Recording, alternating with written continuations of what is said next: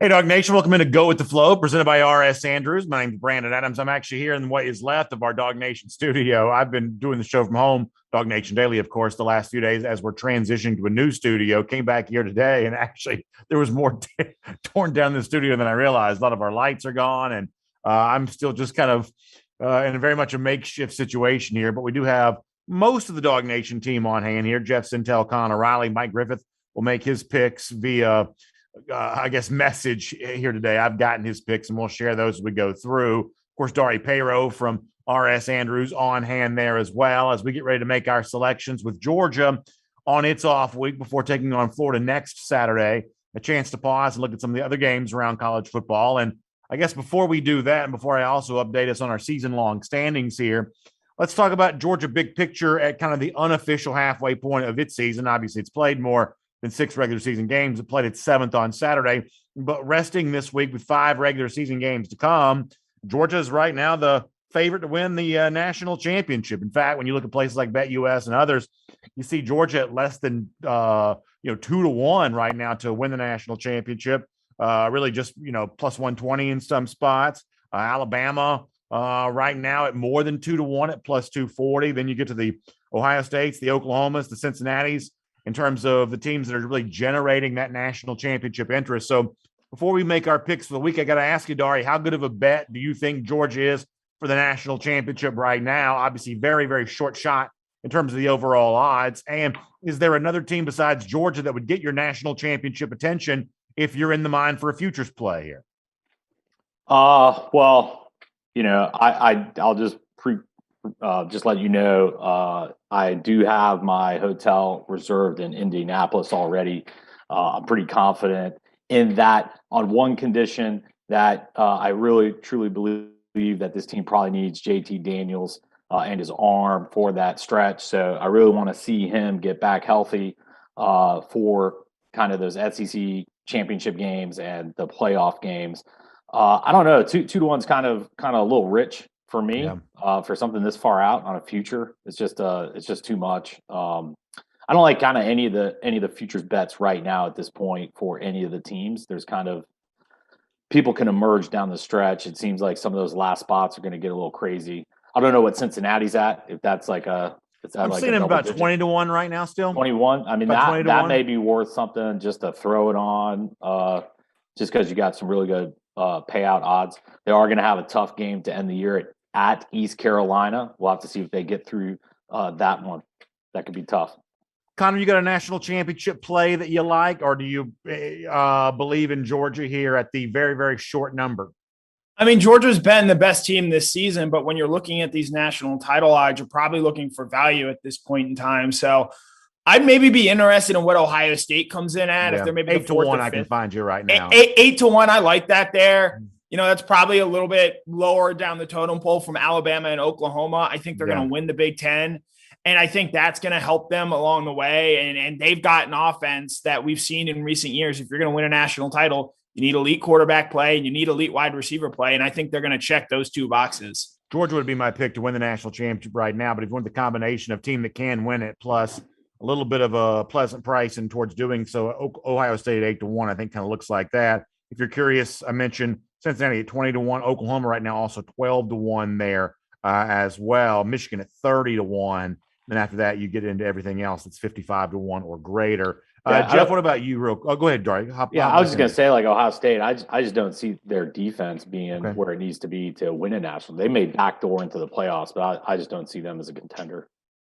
I was going to ask Jeff what his thoughts were on the national championship picture. He also just got up and walked away from the screen, so we'll let him weigh in on that at some other time. And as we do, I'll remind you that we get ready to make our picks for the games here this week. Not only is Georgia off, but a lot of other teams are there as well. In fact, it's a very light schedule in the SEC. After last Saturday when you had 7 SEC versus SEC matchups, and I believe that's the only Saturday of the season we get all 14 teams in play against each other on the same day. And this Saturday, obviously a far cry from all of that. There's also not a true top 25 versus top 25 matchup. We found some pretty interesting, because that's generally our rule, right? We go SEC versus SEC for our picks. We go top 25 outside the SEC. And then when you don't quite have that to work with, you kind of pick some top 25 versus unranked opponents where the spreads are fairly narrow. I don't like trying to pick. I don't like picking big spreads if we can avoid that. So that's kind of where we are on that today. Those picks coming up in a moment. As far as look back to what happened last week, as I check the standings here, I see that Dari Peiro is now wearing the crown for the season-long standing. Tied with the crown. Tied. Oh, okay. I apologize. Yeah, that's exactly right. So Dari's at 6-3 a week ago. There you go. Dari getting a little celebratory there. Hey, look, I'll say this about Dari. He's been on a nice run. Made some really great picks last week. I'll point out here that at one point a few weeks ago, Mike Griffith was at the top of these standings, and he is now all the way down in 4th after an abysmal 2-7 week there. So again, Dari, you can celebrate big now, getting on top, climbing to the top of the mountain, meet me up there. But hey, I'm not trying to win week 7 or week 8. I'm trying to win at the end of the season here. Really, I think I'm the only one that consistently has a winning record week to week to week to week. Yeah.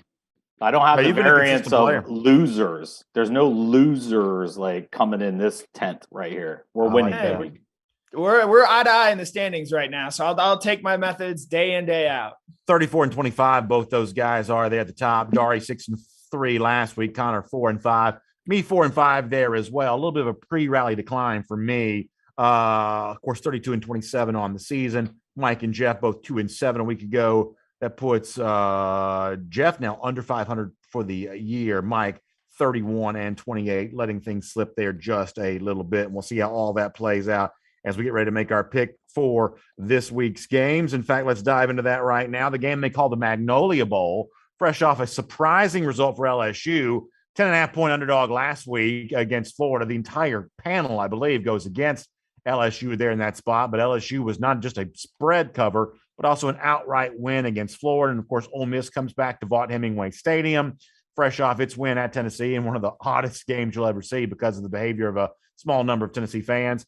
Eli Manning's numbers being retired at Vaught-Hemingway on Saturday. That means the end zones will be painted in honor of him.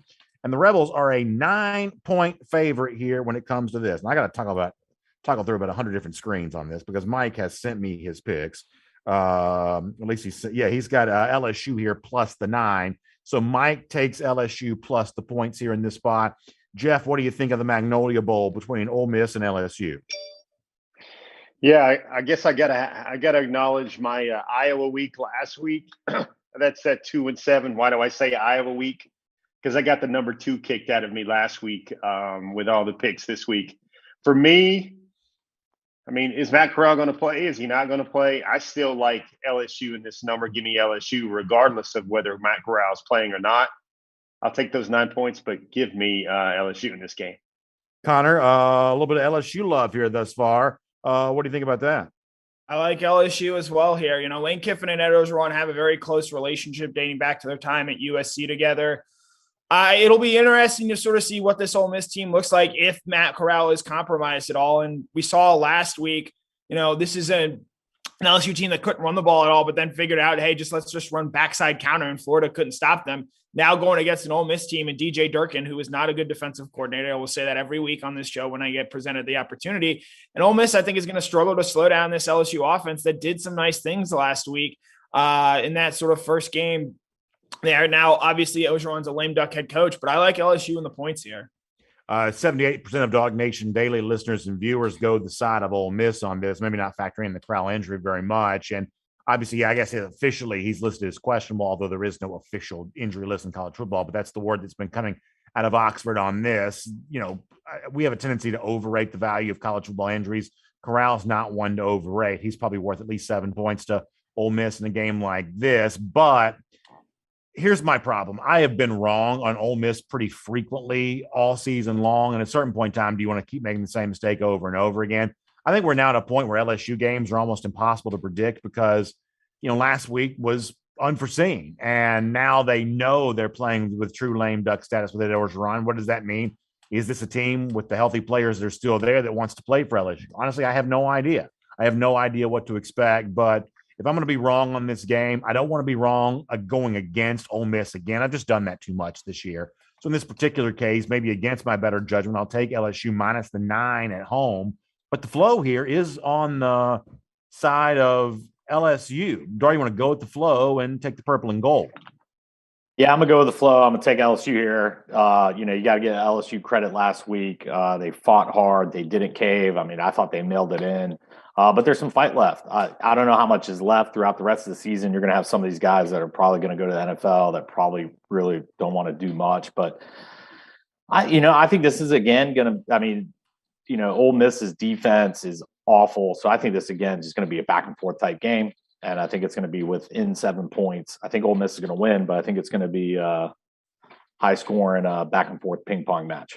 Turning our attention to Nashville as Vanderbilt gets ready to host Mississippi State. Commodore is a 20.5-point home underdog. I don't play the "See I Told You So" game very much because that's not a very classy thing to do, but I tried to tell everybody last week that there's no way that Vanderbilt was, or I should say South Carolina was as easy a rubber stamp in that game as they were kind of treated here on this show. As it turns out, I was right, although I don't get any credit for that because I didn't have the guts to actually take them there in the game. They do keep it close against South Carolina, and Gamecocks had to return to Zeb Nolan to even steal the outright win there in that spot.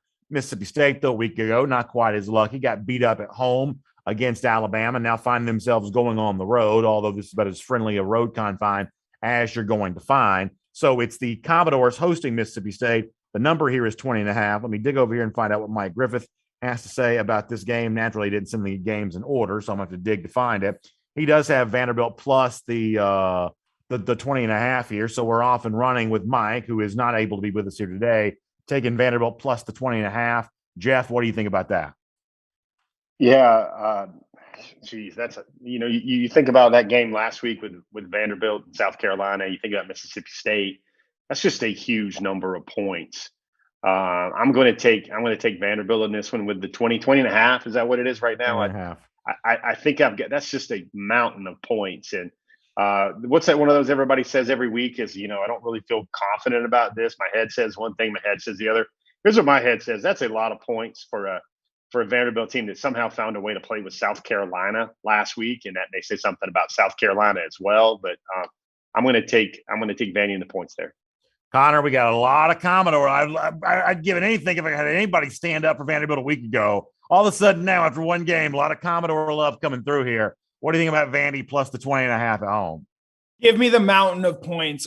Look, Dari understands this because with his Alabama formula, it's going to be the exact same thing. Look, sometimes you just have a bad week or an off week, but you stick with the formula. You trust what gets you wins in the past. Vanderbilt has gotten me wins in the past. I trust this Mississippi State team.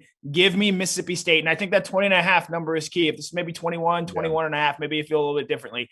Give me the mountain of points here and give me Mississippi State.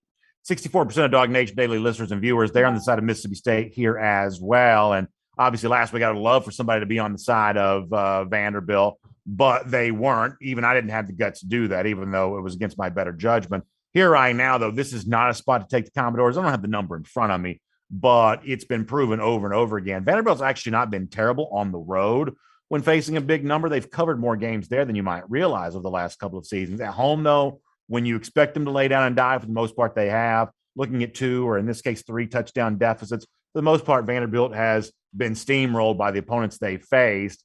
That's why in this particular spot, I think Mississippi State's the right side to be on here, even though it's a gigantic number for a team in the Bulldogs that I actually don't think is very good either. But I will take Mississippi State minus 20.5 on the road. Doesn't sound good to say out loud, but I think it's the right action here in this spot. So, Dara, you want to go with the flow and take Mississippi State? Well, before I do that, I'm going to get a little tasty beverage, cold beverage here in celebration of me on top of the leaderboard for the season. There you go. Just savoring that moment. This one I'm torn on. Well, I think we'll be popping cold beverages every week here from here on out. Fantastic. All the way to Indy. I like it. So, this one I'm kind of torn on, but I'm going to show some discipline and take Mississippi State. It's a lot of points. My gut's telling me to kind of take the home dog here, but I'm going to be disciplined with the formula of going against Vanderbilt every single week. So I'm going to take Mississippi State to cover the 20.5. Speaking of the formula, Dari also loves to go with the Alabama Crimson Tide. They host Tennessee on Saturday, third Saturday in October in this vaunted rivalry. Of course, Tennessee came up short against Ole Miss a week ago and took it on the chin in terms of a PR standpoint with the way that fans behave. The Vols get a $250,000 fine from the SEC because of the debris that was thrown on the field at the end of that one last Saturday. And Alabama, after kind of getting back on the horse last week against Mississippi State, looks to stay high in a rivalry that it's really owned now for as long as almost any of us can remember. Mike Griffith takes Alabama minus the 25.5 right here. Jeff Sintel, what say you? Muted. Jeff's muted. Jeff, you're muted. Going to be kind of similar. Thank you. Thanks, guys. I always appreciate the dutiful help there. What's better than defending champion Alabama? I think it's mad Alabama. I think mad and getting better week by week Alabama. Speaking of mountains of points, I would probably take Alabama with another touchdown tacked onto this board. I like Alabama in this traditional October rivalry. I think the Crimson Tide will run out of cigars. They'll have so many to smoke after this one. So give me Alabama, all those points. Connor, what do you think? Alabama minus 25.5. Yeah, so Tennessee had been playing pretty well, and then unfortunately Hendon Hooker goes down with an injury. His status unknown as of right now for this game against Alabama. Tennessee fans had golf balls flying, mustard bottles flying. They're going to throw everything else that they can find at their TVs this weekend. I think Alabama's going to come out. They're going to score a lot on this Tennessee defense. And with no Hendon Hooker, I struggle to see how Tennessee is going to score enough, especially if Joe Milton is their quarterback back there. So give me Alabama this week. I'm riding with the formula, even though this is the rare, this is the danger zone with Alabama. They are above that 3 touchdown marker. Right. They're not in the fun zone anymore. That's exactly right. Dog Nation daily listeners and viewers, no problem there, though. 74% do take Alabama against Tennessee on Saturday.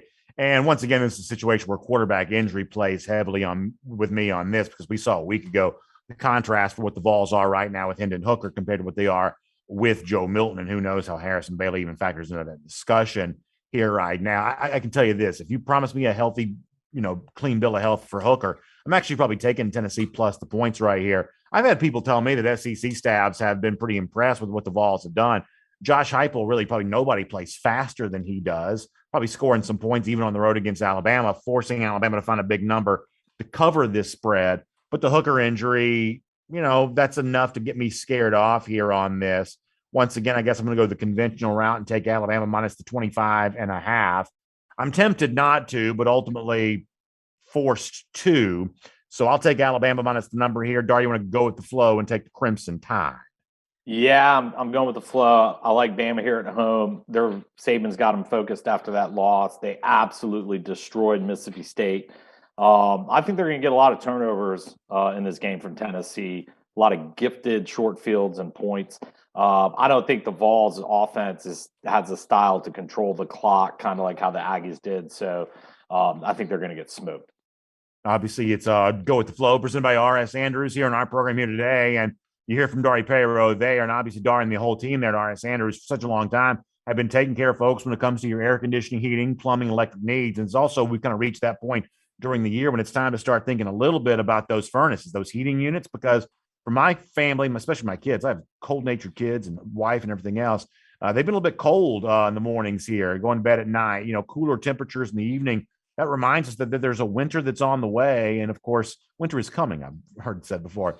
And if you are getting ready for all of that, obviously one of the best ways to make sure your heating system is ready to go for the winter that will be here before you know it, get it tuned back up to factory fresh specs with our friends at RS Andrews. Find them online at rsandrews.com. All right, a little bit of a theme, and you'd sort of expect this time of year, injuries start to become a part of the discussion. We've talked about quarterback injuries in a couple of different spots here for our games this weekend. Another game in which a quarterback situation looms is pretty big is South Carolina going on the road at Texas A&M, the two crossover opponents they play each and every year. And it has been announced that the guy who led the come from behind win against, or I shouldn't say come from behind win, but the win for, I guess it was a come from behind win against Vanderbilt last week, Zeb Nolan will now be reinserted as starting quarterback, former graduate assistant, as the Gamecocks go on the road to College Station on Saturday. They're huge underdogs in that spot. Aggies giving 21 at home for a pretty interesting game here in the SEC. Let's check in with Mike Griffith and see what he's got here in this spot.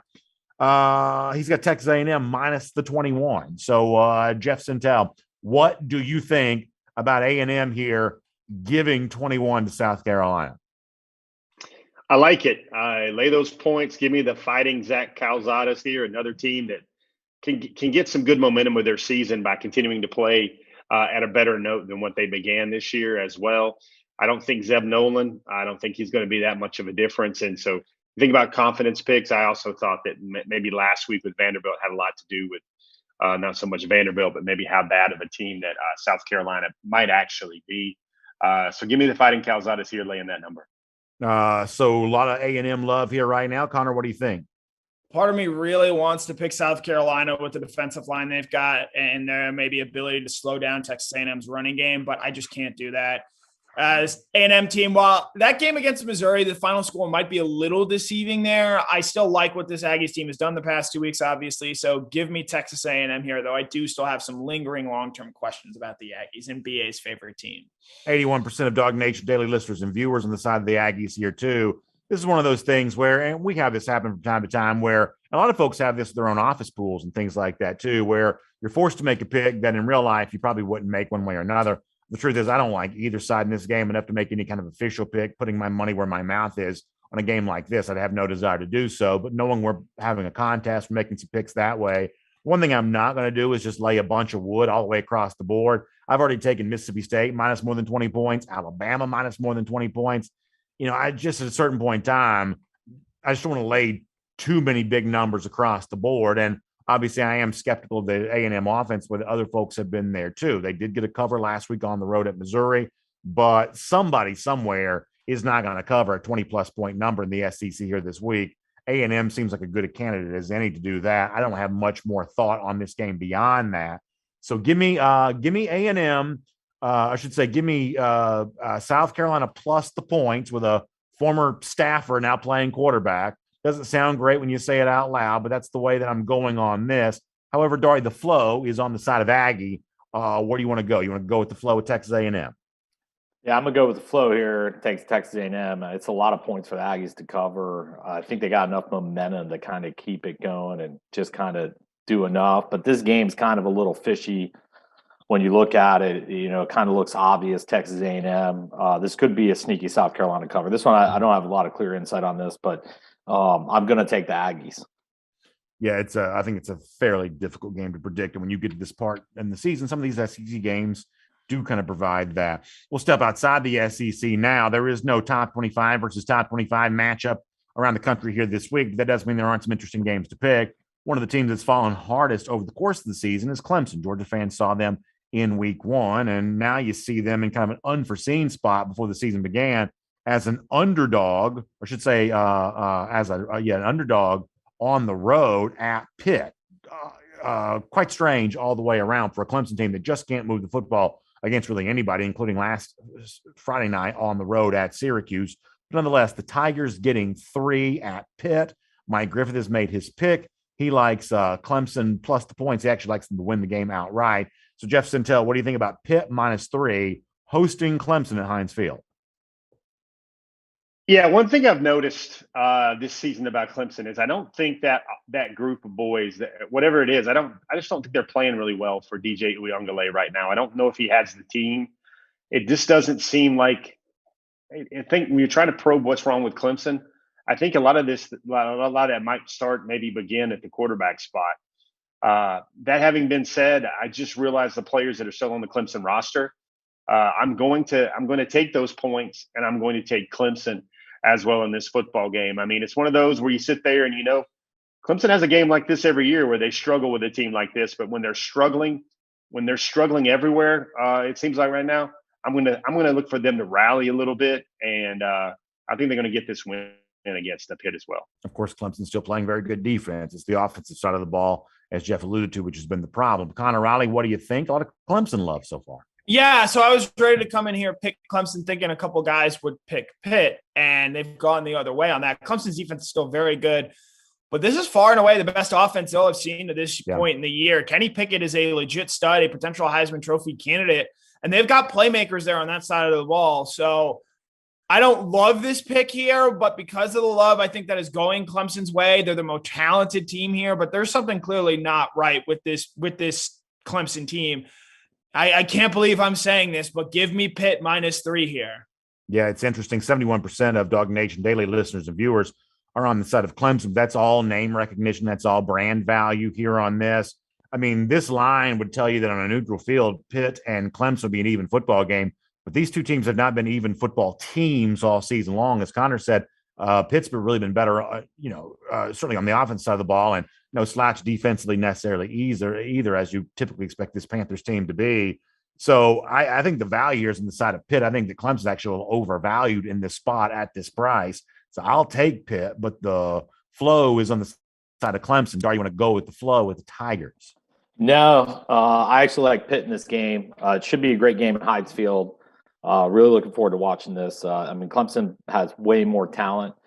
They just don't have the cohesion working right now. Their offense has been struggling. They really haven't had a consistent performance throughout a whole game. They may have a drive here and there, but it's just not clicking. Pitt's offense has been great. Clemson is 0-7 against the spread in their last 7 games. I think that goes to 0-8. And in this game, I really, really like the under, which is somewhere around 48. I think there's going to be, like a 28 to 17 type game. Very interesting stuff. How about out west? It's the site of ESPN's College Game Day in Pasadena at the Rose Bowl as UCLA gets ready to host a top 10 Oregon team. Bruins, though, the favorite side here. They are -2 in this spot. Mike Griffith has weighed in to say that he likes Oregon to win the game on the field, so he's on the side of the Ducks. Jeff, what do you think about Oregon getting 2 at the Rose Bowl?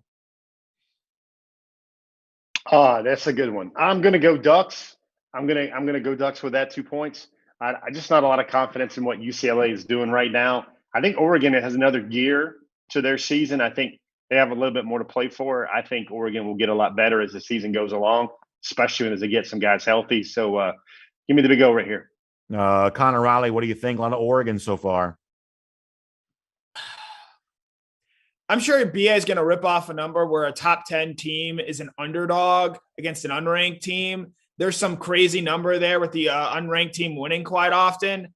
And while I believe Oregon has the best player in this game in Kayvon Thibodeau, and he's going to make things very difficult, UCLA went up to Autzen last year and really gave, I think, a more talented Oregon team a better game. So give me Chip Kelly here. Give me UCLA in the Chip Kelly Bowl. Give me the Bruins minus the 2 points here. Yeah, the audience doesn't see it that way. 81% on the side of Oregon here, but Connor's right. I don't have the specific stats in front of me, but folks, if you pay attention to betting, these are the kinds of things you got to notice. I told you before, the top 25 rankings are a weapon for gamblers to use.